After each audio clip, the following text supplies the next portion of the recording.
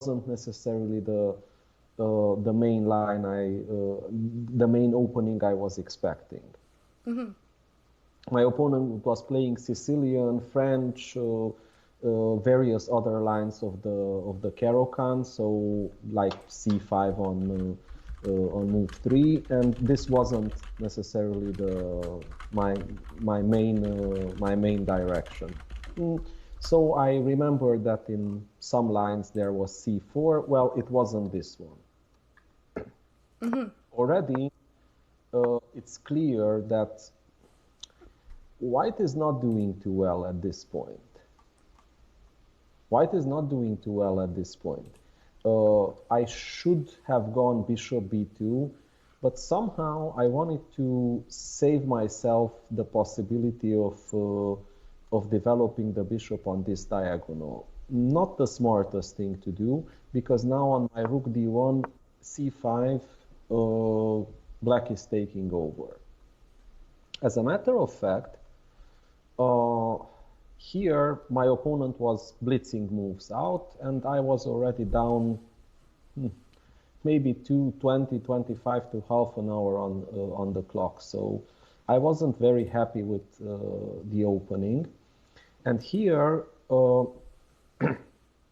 I started to think about possible swindles. So that's why I find it a bit ironic that we are talking about, well, game of the year and such, and it actually was born from a, well, let's say, debatable opening concept. But sometimes, indeed, desperation can give birth to very interesting ideas. Yeah, and can you tell us why exactly white is worse out of the opening? Because it looks like the pawn structure is very similar, you know. You also have developments. My pawns are quite weak, and black is able to attack them. So somehow my pieces are not prepared for that. My pieces, okay, if my knight would be on e2, that would be okay. But the knight on d2 is not doing anything, and my whole center is going to crumble. The queen on d3 is also not doing a great job, and all that. However, again, I was already thinking about some possibilities to swindle, hence I took c5. At this moment, had black played knight c6, we probably would not have talked today about the game of the year or anything else. We would have been talked about, well, a game in which my opening experiment badly backfired, and, well, maybe even an upset from the ratings point of view, or who knows, maybe I could have saved it. But that would be behind door number 2. We will never know what would have happened in that parallel universe where black would have played knight c6. He took c5, which isn't a very bad move. And now I'm somehow attracting him to play d takes c4. I mean, that's a very obvious move. Had he played d takes c4 in a minute, that would have been a, well, let's say, more acceptable choice. The fact that he thought for 15 minutes and chose d takes c4, that's a bit strange. Because normally, if you think for 15 minutes, you have to see that after d takes c4, it's not that simple. So Right. d takes c4, in my opinion, is a poor practical choice. Not only practical, as we will see, the computer engines also don't like that, but, well, at the game you don't have computer engines. But even if you have to take a decision with black in this position, definitely the correct decision is knight c6. Why would you go for something so murky like d takes c4? Yeah, right. So if black's position is so solid without doing that, so if they just keep developing with things like knight c6, then They are there's not automatically danger. better, by the Yeah. way. Mm-hmm. I mean, black's position is automatically better after knight c6. This is why I try to give this bit of a context, because you know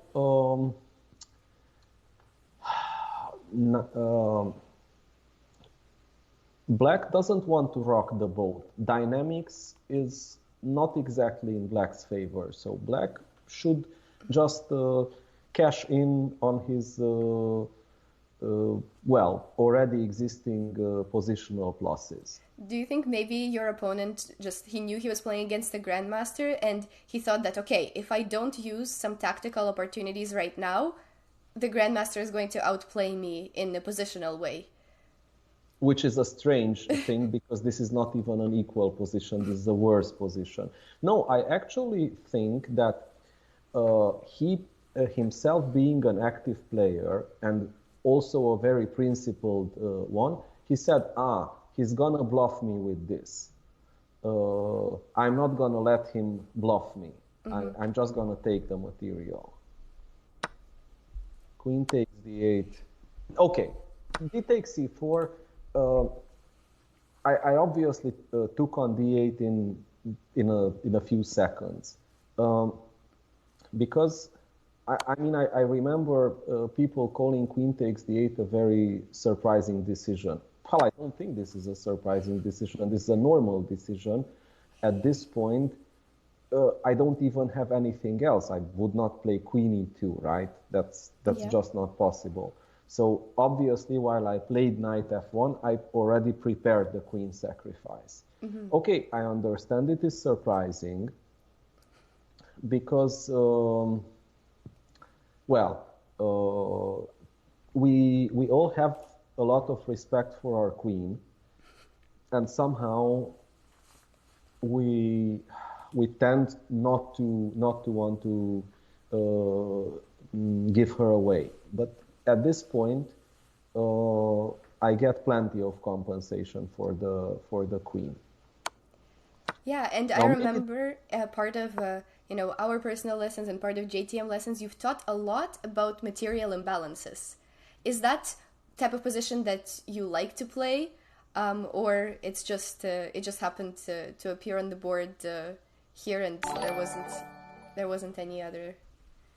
This is a pretty interesting question, by the way, because the answer is yes. You like imbalances? Yes, as in yes to both. Mm-hmm. I like to play material imbalances. As a matter of fact, you might remember I was telling you during those JTM lessons that there were some players who preferred to play with the stronger piece, be it rook versus 2 pieces or queen versus 3 pieces, queen versus rook and piece. So the stronger piece, like for example Tal. Tal was considered to be the father of the positions with rook versus 2 pieces, but himself being with the rook.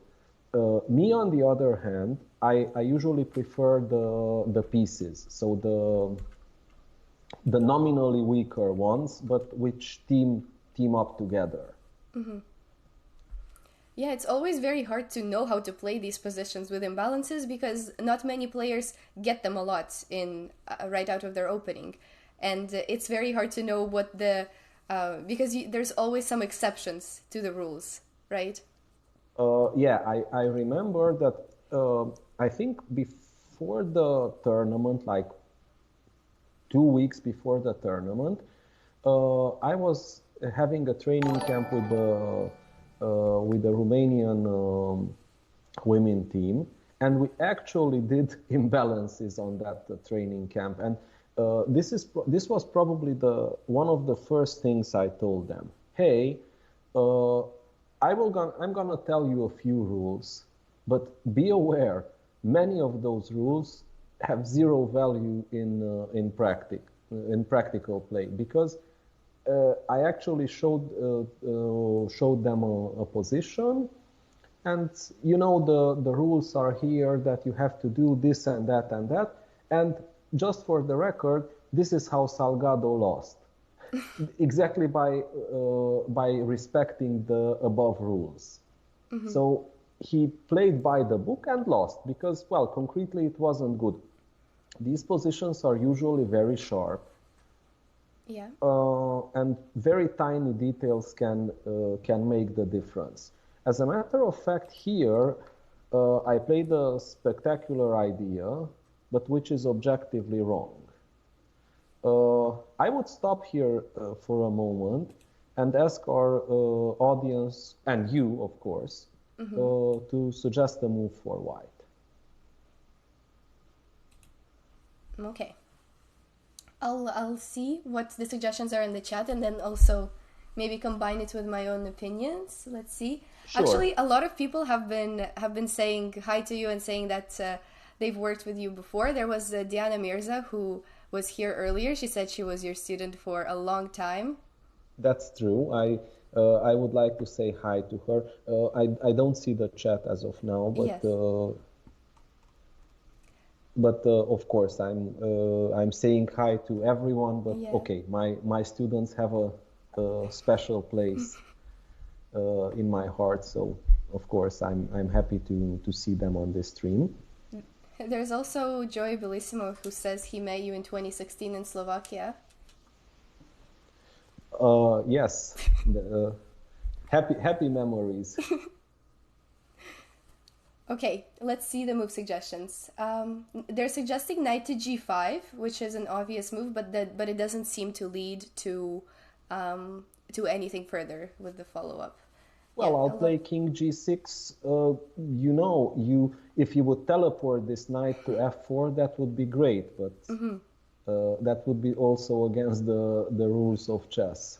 Yeah, people are also suggesting g4, so they're trying to go for an immediate attack. There is no immediate mate. There is no immediate mate here. Okay. For the record, the position is completely equal if we check the Silicon Monster. We also have knight e3 as... Knight e3 is the move I played, but it's objectively not the strongest. So you're saying that we should basically be improving the position before trying to go for anything concrete? Yeah, that's the strongest option.